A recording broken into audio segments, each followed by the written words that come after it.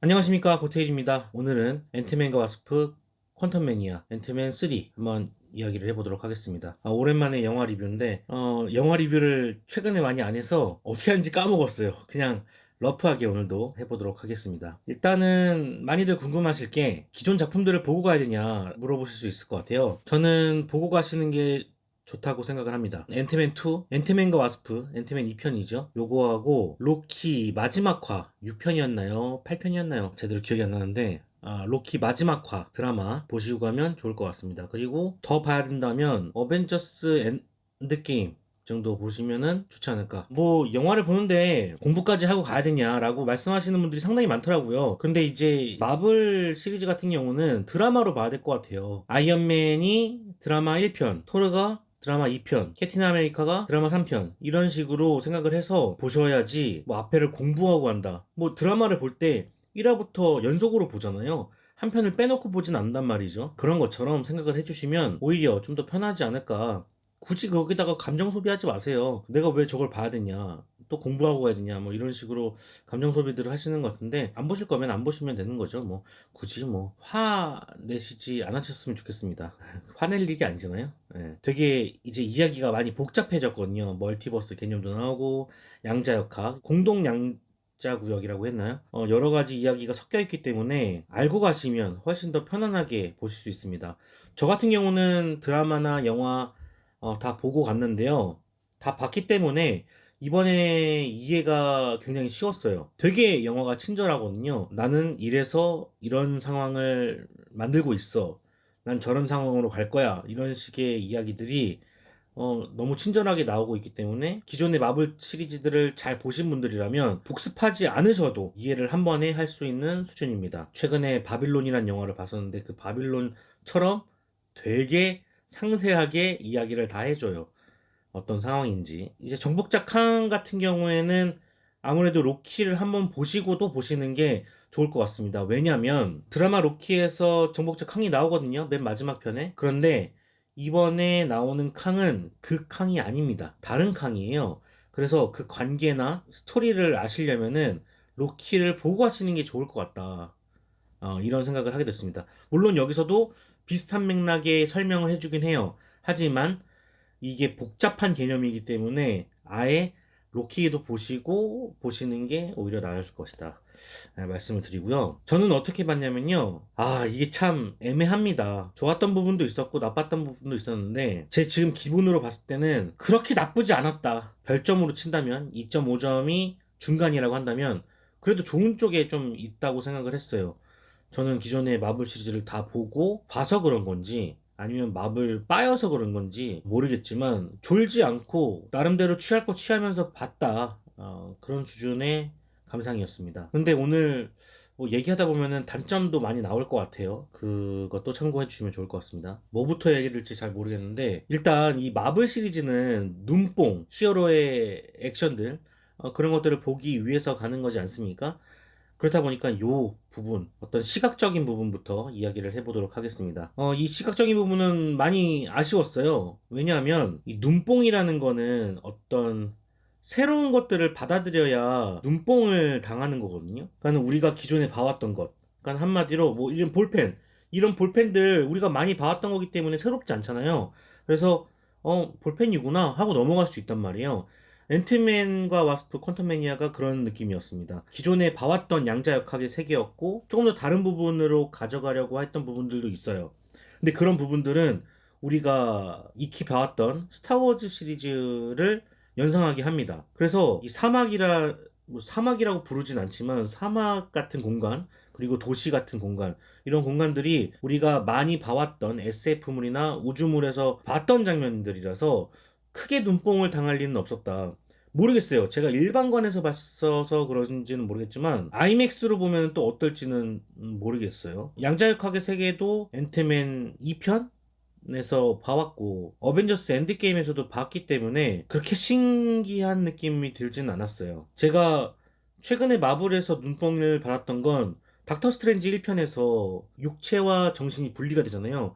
그때 나왔던 뭔가 프랙탈이라고 불리는 그런 공간처럼 보이는 곳에 가서 막 유영하는 모습 나왔죠. 거기서 한번 제가 눈뽕을 당했던 것 같고 두 번째로는 스파이더맨 파프로몸 아니고 두 번째였나? 2편이었는데 미스테리오가 만든 공간 안에 가상의 공간이죠. 그 가상의 공간에서 스파이더맨이 정신없이 막 이리 치이고 저리 치이는 장면, 거기서도 눈뽕 당하고 그런 시도들이 되게 눈을 즐겁게 했던 것 같았는데 이번에는 그런 시각적인 시도가 많이 없었다. 액션 부분에서나 배경 부분에서나 그런 부분이 없다 보니까 어떤 희열감을 느끼기는 부족했다 라고 말씀을 드리고 싶습니다. 그리고 액션적인 면에서도 마찬가지였는데 1편, 2편에서는 그나마 새로운 것을 보여주는 단계였기 때문에 앤트맨의 뭐 시점샷이라든지 그런 장면들이 많이 나왔어요. 뭐 예고편에서도 보면은 칼을 던지면은 와스프가 이렇게 슬로우로 이렇게 피하는 장면이 나오는데 그런 장면들 이제 계속 여러 가지 액션 시도들을 많이 했었는데 이번에는 딱히 기억에 남는 액션 시퀀스가 없었던 것 같아요. 이런 부분에서는 연출이 좀 아쉬웠다. 그나마 좀 시각적으로 좋았던 것들은 생명체들이었는데 아쉽게도 12월 달에 아바타를 봐서 그런 건지 모르겠지만 그렇게 막 또 새로운 느낌을 받지 못했고 스타워즈에서 나오는 그 수많은 종족들 나오잖아요. 그런 느낌을 받아가지고 또 스타워즈스러웠다고 얘기를 해야 될 것 같아요. 같은 디즈니여서 그런가? 좀 미술 팀을 한번 찾아봐야겠는데 비슷한 류의 분장과 의상이어서 스타워즈를 보셨던 분들에게는 딱히 새로울 것은 없었다. 하지만 이런 것들을 많이 안 보신 분들은 또 다양한 인종들과 다양한 생명체들이 나오기 때문에 거기서 눈뽕을 당하실 수는 있다. 그 중에서 가장 좋았던 시도라고 한다면, 스포일러 있습니다. 여러분 참고해주세요. 앤트맨들이 가능성이라고 하나요? 그래서 막 분열되잖아요. 그때 개미가 이렇게 쭉 올라가가지고 탑을 쌓는 그 광경이 상당히 마음에 들었는데, 어떻게 보면 제목이 앤트맨이고 주인공이 앤트맨이다 보니까 이 개미의 어떤 요소를 집어넣기 위해서 이 장면을 넣은 것 같은데, 그런 장면들은 우리가 개미라는 애니메이션에서 보긴 했지만 그래도 이렇게 실사화로 본 거는 또 처음이기 때문에 그 부분은 좀 마음에 들었다. 그리고 앤트맨이 이제 커진 모습들은 많이 또 노출이 됐었는데 커진 모습으로 다양한 시도를 해서 그런 부분도 괜찮았다. 저는 작아지는 것보다 커지는 거에 대한 더 로망이 있나 봐요.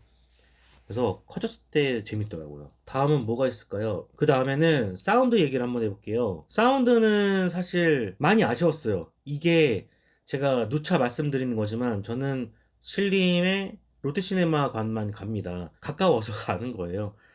웬만하면은 같은 공간에서 같은 느낌으로 평가를 하고 싶어서 다른 영화관을 찾아가지 않고 웬만하면 한 곳을 정해서 가고 있는데 이번에도 영화관의 문제인 건지 아니면 영화의 문제인 건지 모르겠지만 사운드가 그렇게 좋다고 느껴지지는 못했어요. 최근에 사운드 좋은 영화들을 같은 극장에서 봤을 때 좋았던 영화들이 있었는가 하면은 이번 영화 같은 경우는 사운드적으로 뭔가 쾌감을 얻지는 못했다. 뭔가 큰 스케일에 비해 사운드는 좀 더 덜 신경 쓴다는 느낌을 받았어요. 이것도 체크를 한번 해봐야겠지만 사운드가 좋은 관에서 봤을 때는 어떤 느낌이었는지 여러분들 보신 분들이 있다면 댓글로 달아주시면 좋을 것 같습니다. 제가 어쨌든 감안하고 보는데 감안하고 보더라도 사운드로 관객을 압도하는 느낌은 많이 없었다. 영화의 스케일과 사운드가 함께 가지는 못했던 것 같다. 영화의 스케일은 굉장히 크잖아요. 그에 비해서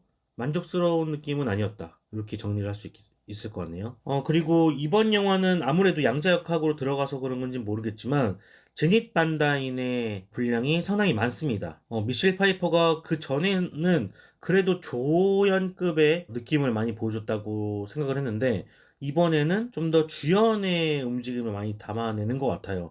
다른 사람들보다도 훨씬 더 많은 비중을 차지하고 있죠. 뭐, 내용적으로도 그렇고, 화면에 나오는 분량 자체도 그렇고요. 그리고 아까 스포일러 있다고 말씀드렸죠. 칸과의 관계가 있었기 때문에 좀 더 부각이 된 것 같아요. 그래서 그런 부분에 있어서는 좀 좋았어요. 가족의 모습을 계속 보여주려고 시도를 하는데 앤트맨과 와스프만이 아닌 다른 사람들을 계속 조명하고 있다는 거, 그런 부분에 있어서는 앞으로 가야 될 방향성에 제대로 부합하고 있다 생각을 하고, 놀랬던 게 하나가 있었죠. 빌 머레이가 나왔다는 거. 사실 빌 머레이가 최근에 대중영화에 많이 나오고 있는데 가끔 이렇게 놀래켜주는 게 있어서 너무 좋은 것 같아요. 작은 역할이었지만 그래도 더 놀라운 모습을 보여줬다. 제가 놀랐다는 겁니다. 거기 그 안에서 놀라운 모습을 보여줬다는 게 아니라. 그리고 또 이제 머독이 나올 수 있겠죠. 머독 같은 경우는 전쟁 머신처럼 그려지지만 사실 개그캐였죠. 그냥 웃겼어요. 웃겼고 저는 머독이 어떻게 탄생했는지 어떻게 코믹스에서 나왔는지 잘 몰라요. 다른 캐릭터들하고도 좀 이질적이잖아요. 막 SD 같은 느낌도 들고. 그래서 상당히 궁금했는데 이번 영화를 통해서 머독이 이런 느낌이었구나. 팔과 다리가 쪼그라들어서 얼굴만 살아남아서 얼굴로 개조를 해서 만들었다는 것 자체가 상당히 설득력이 있더라고요. 그리고 맨 마지막에 죽었는지 살았는지 모르겠지만 죽음으로 이제 들어갈 때 내뱉는 그 대사 너무너무 웃겼습니다. 착각도 자유구나. 그런 생각을 하게 됐고, 그 부분은 참 마음에 들었어요. 근데, 머독이란 캐릭터가 제가 알기로는 상당히 중요한 빌런 중에 하나라고 생각을 하는데, 코믹스에서도 되게 굉장히 많이 보였단 말이에요. 제가 내용은 모르지만, 표지만 봐도 알 수 있잖아요. 근데, 머독이 이렇게 또 소비가 되나? 앞으로 어떻게 하려고 그러지? 이런 걱정은 좀 됐습니다. 또 이렇게 소비가 됐구나. 그런 부분에 있어서는 기존 코믹스 팬들에게는 또 욕먹을 수 있는 지점이 아니었나 생각을 해보고요. 그리고 좋았던 캐릭터가 2명 정도 캐릭터가 있었는데, 3명 캐릭터가, 3개의 캐릭터가 있었는데, 하나는 데브라는 캐릭터가 굉장히 또 재밌게 나왔던 것 같아요. 구멍성애자. 상당히 재밌게 나왔던 것 같고, 그리고 역할이 굉장히 작았지만 액션성으로 좋았던 것은 솔럼이라는 캐릭터였는데 그 빛이 얼굴에서 나가는 엑스맨을 보는 것 같기도 하고 그 디자인 자체가 마음에 들어서 계속 나왔으면 좋겠다라고 생각을 했는데 그렇게 될 줄이야. 그리고 쿼즈라는 인물이 있었죠. 남의 생각을 읽을 수 있는 그런 능력자였는데 앞으로 쓸모가 있겠다라는 생각이 들었었거든요. 또 코믹하게 묘사가 돼서 프로페서 X와는 또 다른 모습을 좀 보여주지 않나 생각을 해봅니다. 그 세 명의 캐릭터가 그나마 재밌었어요. 이 앤트맨의 정서와 아주 잘 맞는 캐릭터가 아니었나 생각을 해봅니다. 그리고 이제 정복자 캉에 대해서 얘기를 한번 해볼게요. 저는 이 영화를 전체적으로 어떻게 생각하냐면, 아니, 마블 자체가 어떤 느낌이냐면, 저는 계속 주장해왔던 거지만, 속되게 얘기하면, 아가리 파이터 같은 느낌을 많이 받아요. 아가리 파이터, 이게 말이 좀 세가지고, 좀, 반발하시는 분들도 있을 것 같은데, 뭐냐면, 영화라는 건 저는 영상으로 보여준다고 생각을 합니다. 내가 밥을 먹었어 라고 말을 하는 것보다 밥을 먹는 장면을 보여주는 게 더 설득력 있다고 생각을 하는 거죠. 근데 이번에 가장 와닿지 않았던 부분이 바로 캉이었던 것 같아요. 물론 영화라는 게 2시간 안에 보여줘야 되기 때문에 다 담아낼 수 없는 건 사실이지만 그래도 메인 빌런이라면 좀 더 강력한 모습, 주인공들을 사지로 몰아내는 모습을 많이 보여준다고 생각을 하거든요. 근데 캉이 보여준 모습은 파이터 같은 느낌이었어요. 나는 다른 멀티버스에서 어벤져스를 죽였는데 그런 느낌을 말로만 설명한다는 거죠. 그런 장면들을 묘사하고 표현해줘야 이 정복자 캉이라는 인물이 너무나도 센 사람이라서 이길 수 없구나. 그런 어떤 무기력감을 느껴야 긴장감이 생기는 건데 계속 입으로만 털다가 또 한마디 내뱉죠? 너가 망치를 들지 않았었나? 내가 널 죽이지 않았었나? 개그를 쳐버린단 말이에요.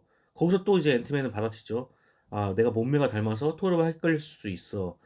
라고 개그를 쳐버리는데 개그 부분에서 아무도 안 웃더라고. 나만 웃었어. 그 이유가 진지한 이야기를 하고 있다가 갑자기 개그를 쳐버리니까 사람들이 혼돈이 생기는 거거든요. 그런 부분들이 긴장감을 계속 약화시켰다. 정복자 캉이라는 사람이 과학자에서 다른 시간선들을 다 없애고 그리고 나서 자기가 그 시간 라인을 관리하던 사람 아니에요.